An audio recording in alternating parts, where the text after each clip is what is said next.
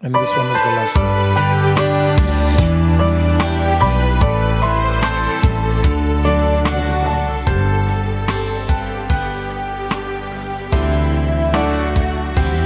Where 2, 3 or more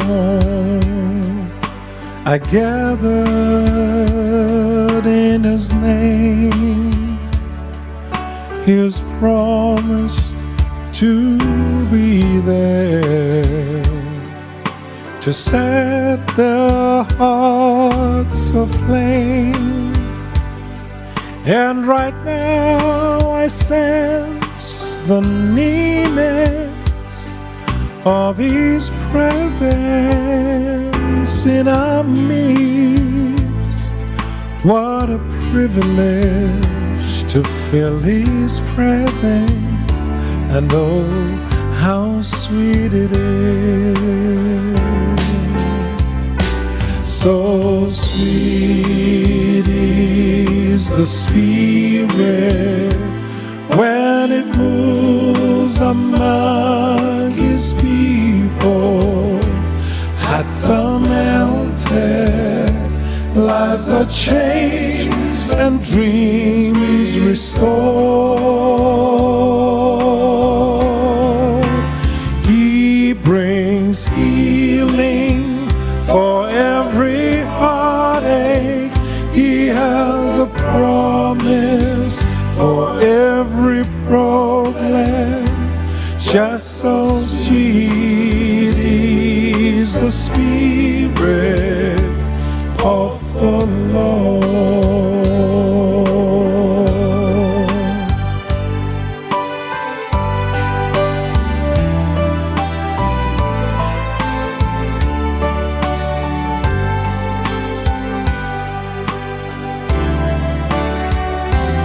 These very walls cry out the glory of the Lord. Every woman, man, and child can feel God's love outpoured. It's so real, there's no denying that these blessings all are His. What a thrill to be at home with Jesus, and oh, how sweet it is. So sweet is the Spirit when it moves among His people. Hearts are melted, lives are changed, and dreams restored. He brings healing for every heartache. He has a promise for every problem. Just so sweet is the Spirit of the Lord. So sweet is the Spirit when it moves among His people. Right. Good morning, guys. Hello. Hey, guys. Good morning. It's the Sabbath, and happy Sabbath. Oh, every time I type the numbers, I change it, and sometimes I forget. There was a day I forgot. Every time I change the numbers, and I say it was day 11, now day 12, and then day 13, and then day 14. Joy rises up within me. Joy rises up within me to notice, one, that we are almost at the end of this particular program, but to also look back and say it has been 14 days, ladies. It has been 14 days. Well, we are taking today in as well. You know, when you start day one, it doesn't look like you'll ever get to day 21, let alone, that looks like you'll never get to day 14, let alone day 21. We are here. We are here. And it is only by his mercy, and it is only by his grace. Remember what we are after. Arise, rise and raise. We are after a life of purpose, a life of multiplication, a life of fruitfulness, a life that brings glory to God, a life that brings blessings to humanity. Ubomi that even you yourself will look at and not be able to explain. We are after that, all right? And if you are like myself, and I have said that to myself, I've accepted that there is no way that I'm going to achieve that with the same steps that I was taking over the past 46 years. Because this is my 47th year of life. I've got to be somebody different if I'm going to be able to step up to that which God is calling me up, right? And through these devotions, I am sensing so much preparation for this next level. Let me not talk too much. Taking greetings. Remember to like the proceedings. Remember to love wherever it is that you are joining us from. Remember to tag. Remember to share. Remember to subscribe to our YouTube channel. Please. It's a growing channel, and we actually are this close to a milestone of 1,000 subscribers. So if you could please help me. All right. So let's hit the like, hit the love button, subscribe to our YouTube channel if you have not done so. Even if you are on Facebook, just quickly pop over to YouTube and open, like, or press subscribe. And then if you like Facebook, you can come back to Facebook. All right.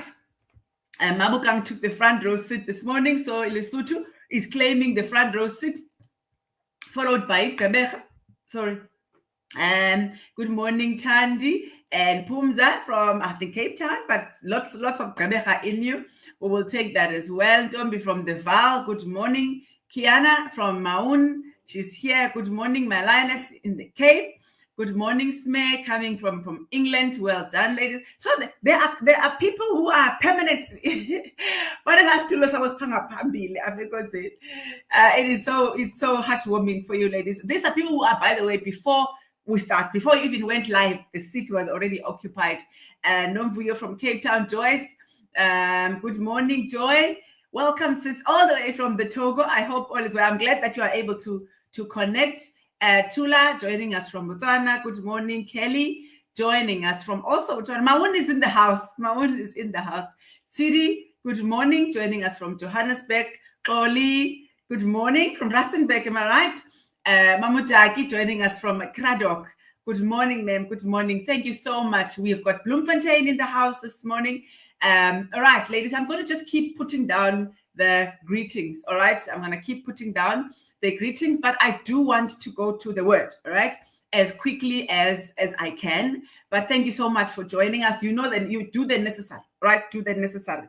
But by now, you know, before I start, I promise you I'll only take 2 minutes before I start. And I'm saying this, I was reflecting on that this morning because every now and again, I get to check the link. We are breaking our own records this year because normally for the Theatre of Grace conference, we normally open registration round about April. We start March, April, we open registration. All right. And in that time, last year we had full house. We were sold out, and we had only opened in April. We were in Cape Town, we were sold out. So we now opened in November, all right? And the numbers are growing super fast. So I do not want you, if you intend to come, and I hope that you do, because this is one conference that you have to go to at least once. But there are those who have been with us since we began, because there's something about when you start, you actually do not stop. So there's the reminder again. There's the official invitation from me. Attached to this broadcast is the link, right, to the registration. So please go and don't wait. We are planning to close at the end of March, and it looks like we will. All right. So do not wait and say, okay, I'll register in March. You may not register. Put down something small towards the registration, and then work towards it. Okay. Thank you so much. Okay, ladies. Thank you. For the past few days, we have been following the greatest king there ever was, King David. And we left him yesterday. We are going to leave him for a little bit. We left him yesterday having where we spoke about him the other day, having lost it took his eye off of God for a moment and and took he allowed the enemy to disposition him, to move him from his position of kingship to suddenly sitting at home when he was supposed to be at war, right? Found himself idle, and the next thing, he was up on the roof walking, and that led to his fall. But of course, we couldn't leave it there. We couldn't leave David fallen. So God had to have us have the conversation of yesterday, and that is that in spite the fall, one, heaven went after him. Two, we spoke about the presence of Nathan, and we said, and I want to repeat that, because is it James who says a righteous man falls? That statement is so contradictory, but that's the outrageousness of grace, where it says the righteous man falls many, many times, but continues to rise. I'm paraphrasing. If you look at that verse, there are two words that do not seem to go together. A righteous man, but a falling man, right? But that is how grace works, that God considers us, right? God does not give up on us. And for our sake, he does not give up on us. But for the sake of those whose light, those who are benefiting from our light, God does not give up on us. And yours, Kengok, as somebody who was a possible David, and we went and looked at the song by B.B. Winans, his rephrasal of that little children's story of Humpty Dumpty, that sometimes life will happen and you will find yourself having fallen, right, as Humpty Dumpty, right? And the message that we were sending yesterday, the message of the other day was that if you do not pay attention, you will find yourself falling, right? If you take your eyes off of God, you will find yourself sinking. If you allow pride and all these other things that we spoke about the other day, you will find yourself on the floor. Before you know it, you are walking. Before you know it, you are winning wars. The next thing, there you are, in a mess, entangled. And David was seriously entangled, and he was further entangling himself in an attempt to cover that mess. It can get that bad, but that is not the end. And God had to send that message without David raising his hand. Yes, in the end, he gave him the spirit of confession, that David had confessed his own sins, but without him raising his hands, heaven approached him. The Bible said, God sent Nathan, and Nathan goes and finds David, and David in that process confesses his guilt before God. Psalms 51, if you ever wonder, Psalms 51 is God doing exactly that. It is David having realized that, man, I messed up, and I messed up big. So sometimes as you rise, without you thinking, without you seriously sitting and plotting and planning and scheming it, with you just being unattentive, just completely unattentive, idle, you may find yourself in a mess. But even in that, heaven does not turn his. Now today, I want us to follow perhaps the greatest, right? Himself, right? The greatest himself. We are in Matthew 26 today. If somebody doesn't mind typing that in the chat. We are in Matthew 26. We are following Jesus, all right? If we are going to talk about greatness, yes, and I am deliberate and I'm comforted by that, by great men, humans, great men and women. But of course, when we talk about Jesus here, we talk about Jesus the man, because he was fully man, all right?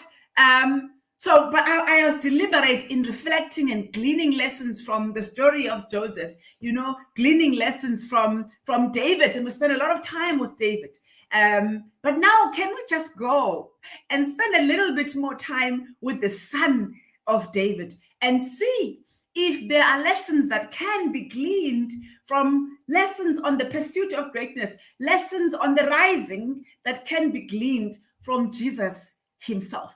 Because remember, when he was here, right, he was fully man, right? He was fully man. Yes, of course, he was Jesus, the Son of God, but he was fully man, right? So we are in Matthew 26 today, from verse 36.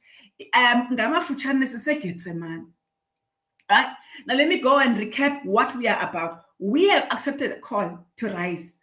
We have accepted a call to greatness, right? And we are in week 14 now. Can I just ask, after everything that we have spoken about, ladies, can I see the hands of those who say, I still do. I still am committed to rise.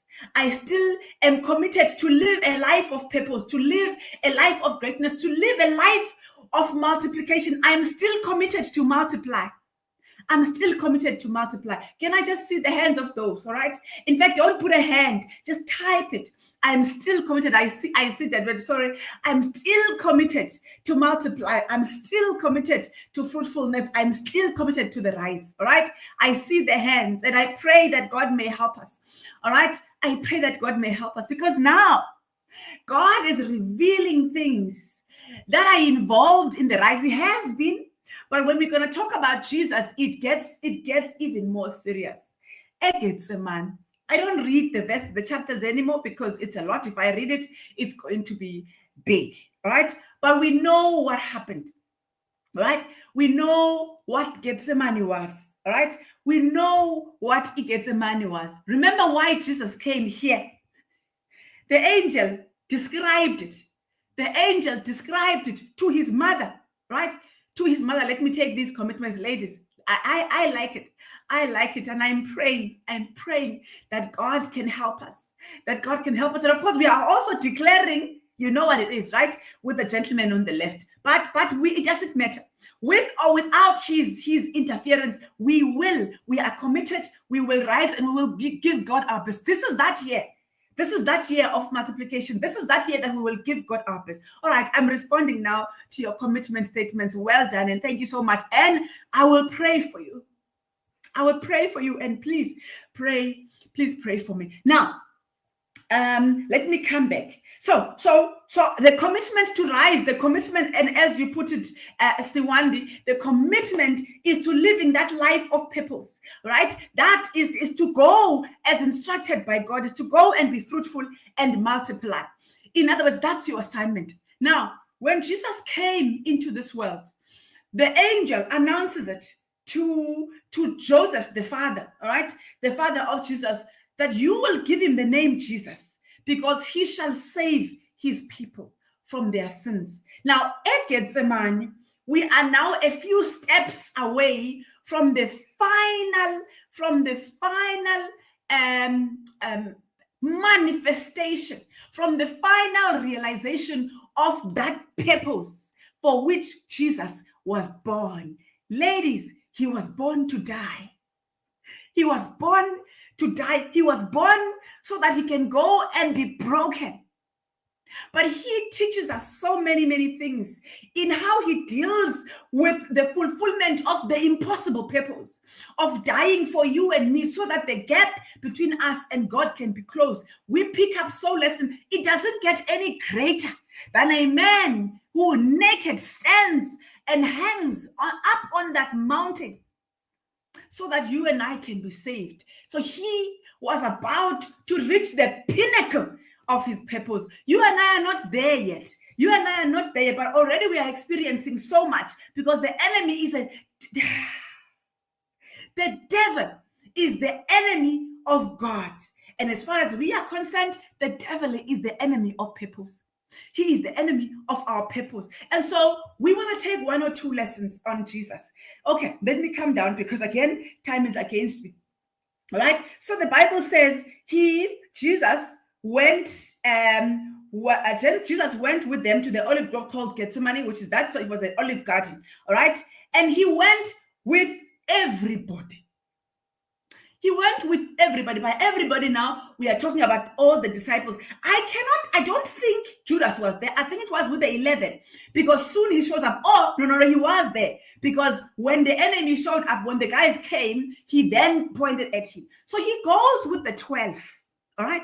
He is now approaching the climax. He's now approaching the pinnacle of the fulfillment of his purpose. He goes with the 12, all right, to Gethsemane. He knows that from here, and he was here to pray. He was here to talk with God. And he knows that from here, he is going to be taken, and the road is going to the achievement of one of the most painful and the most difficult of assignments.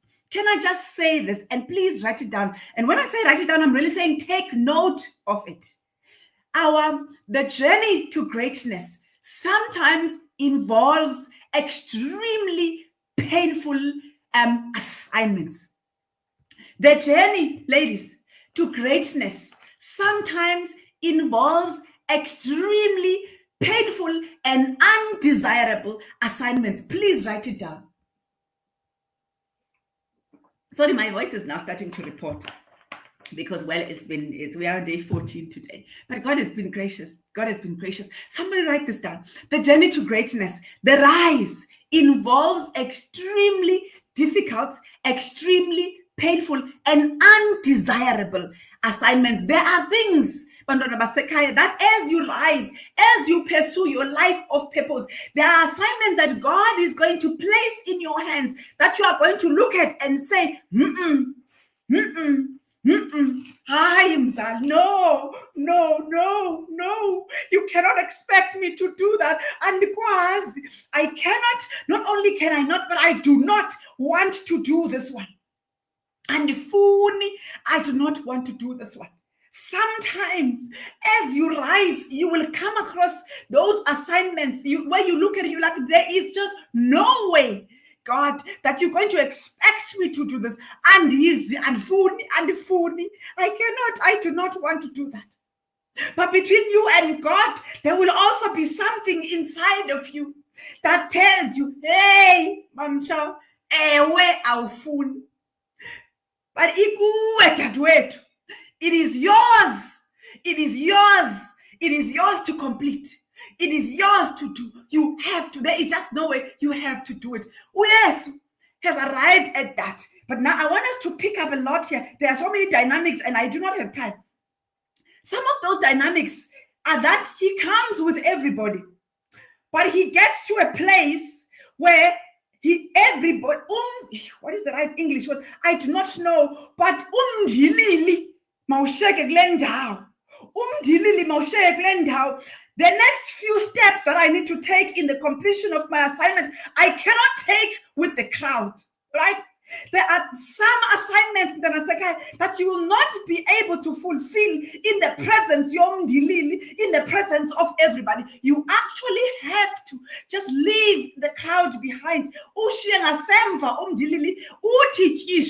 So that, because the problem with the crowd is not so much that they are there, but it is the voices, it's the many multiplicity of voices that are going to want to contribute to your fulfillment of this assignment, right? When God gives you an impossible assignment, when God gives you a difficult assignment, sometimes it becomes necessary for you to just take a few steps away from the crowd. And I'm not just talking about thousands of people, but from the many people that are in your life. And that's the first thing that Jesus tells us, that he comes with the 12, but he leaves the 12. He says to the many, he says, just wait here, please. Wait here while I go. All right? While I go out there to pray. I have something. My heart, in the other version, says, my heart is heavy. My heart is vexed. In fact, he says that later on. My heart is heavy. My heart is vexed. I am facing an assignment that I can't even describe. Because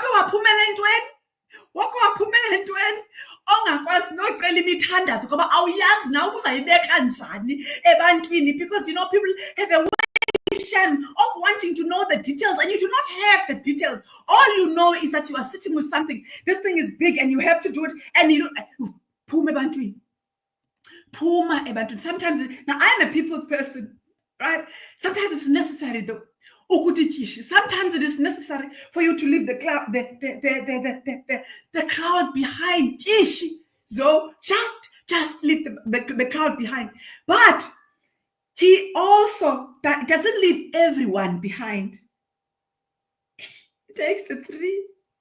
What a privilege was theirs. What a privilege. I cannot follow that because that's a different message. I cannot follow that. But he takes the 3. Even as you leave the crowd, I wish and I pray that that God may give you a Peter, a James, and a John. He leaves them. We don't know how he chose those 3. He leaves the big crowd. He says, stay here. I'm going out there to pray. And then he says, you know what?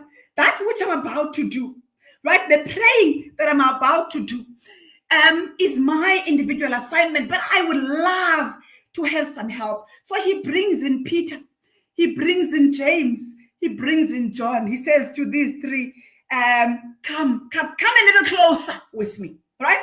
So in position number 1, he leaves the crowd, the 12, all right? Or he leaves there, how many? From the 9. And then he takes a few steps further.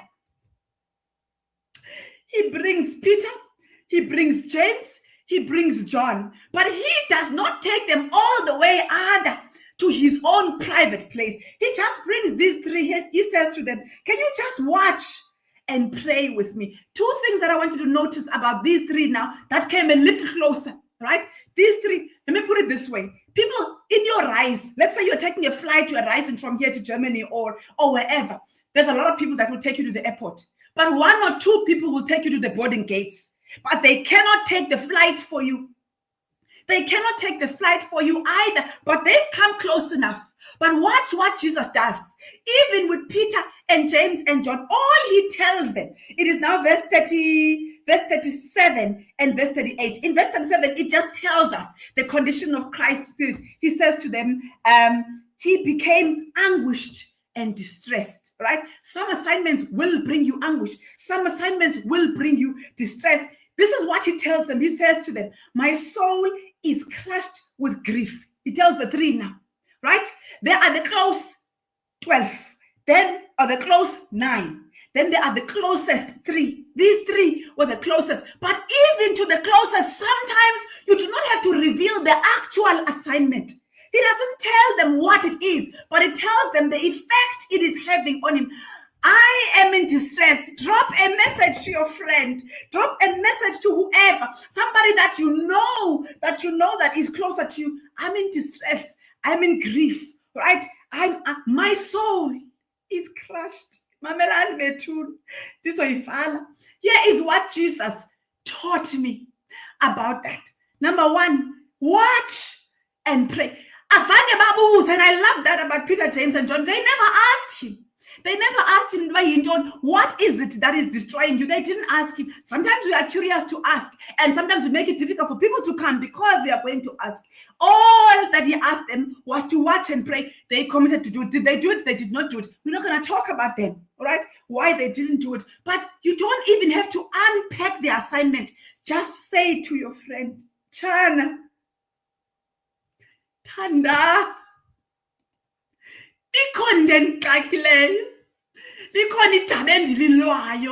please just pray. But awukwazi ungena nami kweli dabi lelakho wedwa. But in telling them that, you are not pretending that this thing is fun. And that is what I like about Jesus. For me, if you want to know why this story is so close to me, is that Jesus gave me psychological air. Jesus gave me psychological air. That even as we've made the admission, this admission here, that the journey to greatness is filled with difficulty, it's filled with pain, it's difficult, it's filled with undesirable assignments, that you are not heathen. You are not heathen when you confess that the assignment is difficult. Sometimes we hold ourselves to extremely impossible standards where we look down upon ourselves, even for the confession that the tunani lento yandisinda lento. That's number 1. Number 1, he gave us psychological air for us to know that it is okay to admit that you are in distress. It is okay to admit that you are in anguish. That it is okay to admit that you are going through a soul-crushing experience. It's okay to admit that. And my friends, can I just speak to James? Can I just speak to Peter? Can I just speak to you, dear John, that do not then judge me? When I come to you and I say my soul is in distress, my request is simple. My request is simple of you, watch and pray. Do not judge the anguish of my soul. Do not judge my grief. Do not judge my distress. Simply do what I ask you to do. And if you can't do it, it's also okay, but don't judge it. Don't judge it. As usual, I am out of time. But that's the first thing that Jesus told me as Mom Chow, that yes, be ye perfect as I am perfect. But in your journey, when you are facing difficult, impossible, distressful assignment, it is okay to say I'm in distress. Jesus said it. Jesus said it. And that is all he said to Peter, James, and John. That's the first thing. He said to them, it's okay. And he left them too. He had to go further and stand between him and God. That's the second lesson. The second lesson is that at some point, this difficult assignment is going to require only two people. You and the one who gave you the assignment. He is the only one with whom you are going to be able to openly and honestly and nakedly and uglily and fall apart and say to him, I don't even know where to begin. But this that you have given me. Oh mama. My father falls ill of cancer in 2017. As children, we come, right? All of us.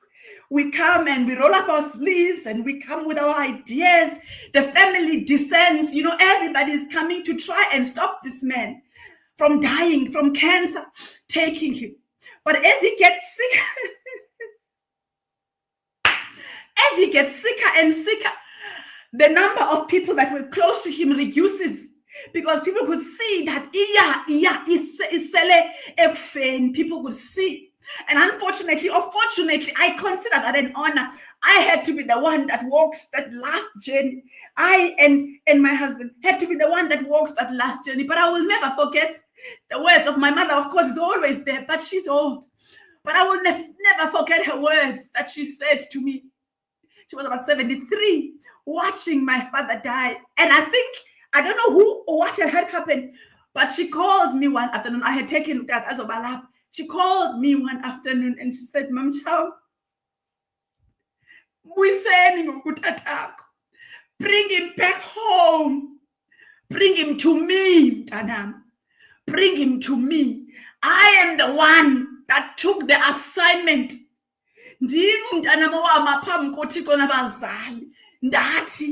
For better or for worse, in sickness and in health. I am the one who took the assignment. So leave the crowd, and sometimes even Peter, James, and John. It has got to be at some point between you and God. And here's what Jesus then does, which I absolutely love. And again, it gives me psychological air because the con is in Dotito and himself. But God requires it of me. God requires it of us. He says to him, my father, if it is possible for this cup to be taken from me, please do it. In other words, Lord, I look at this assignment and I think to myself, no, there is no way that I'm going to get through this. But I also know that you've asked me to do it. I know that it comes from you. And so let me just double check. Is it possible? Is it possible for me to be excused from this assignment? Can I tell you, sometimes there are such assignments where God will indeed excuse you. But there are some that are sekai. There are some that you will not be excused from. But it is okay. It is okay to tell God that you know what? If it were up to me, I wouldn't do this. That's what Jesus was saying. And that's what Jesus was giving us psychological aid. If you feel like that, if you feel like that, Lord, if it were up to me, I wouldn't. I would only focus on myself and my own and do my own things if it were up to me. Nevertheless, and that is the approach we will take for big, impossible, undesirable, painful assignments. That is the approach we will then take. Nevertheless, not my will, but your will. Lord, it looks impossible. Most importantly, if I were to choose, I do not want to do it. But if I have been made for it, and I know I have been, if I have been made for it, They're not my will, but your will. And in admitting that, Jesus was saying, at the end of the day, big and distressful and painful and intimidating and horribly, horribly soul crushing as the assignment is, it is not about you. It's about God and His will in your life. But your privilege, which is also your pain, is that this assignment must be fulfilled through you. You're only going to feel that later, that it's a privilege. Now it's a pain. It is a pain. Oh, siyambulela uThixo ngento enkulu oyenzileyo ubuqonde uba bendingafuni tu uyenza. But now, of course, I'm sitting there, I'm listening. And Jesus will one day sit on the sea of glass. It's the Bible that says He will look at us, walk in, and remember Gethsemane, and remember the crushing of His soul, and remember the travail of His soul, and He will utter the words, I am satisfied. I am satisfied. But in Gethsemane at that time, He was not satisfied. His soul was crushed because it was painful. It was undesirable. What am I saying to you? As we are getting into the last stretch of our 21-day fast, I wish that our rise will only involve those assignments that we want to. They may be big, they may be impossible, but we want to do them. We want to do them. I wish that our rise will only involve promotions, those things that are nice and desirable. Yes, they'll be challenging. But let me tell you, it will sometimes involve undesirable assignments. And if you have accepted the call to walk with God, you are going to have to go through those undesirable assignments. And when you do, it's okay to tell God that if it's possible, take it from me. But at the end of the day, I have accepted the call. I will go through it because it's not about me, not my will, but thy will. Sorry again, ladies, for time. Now we stop here and we go and we go and pray. Let me quickly end this broadcast. Thank you so much. Blessed Sabbath, everybody. Please have a blessed Sabbath.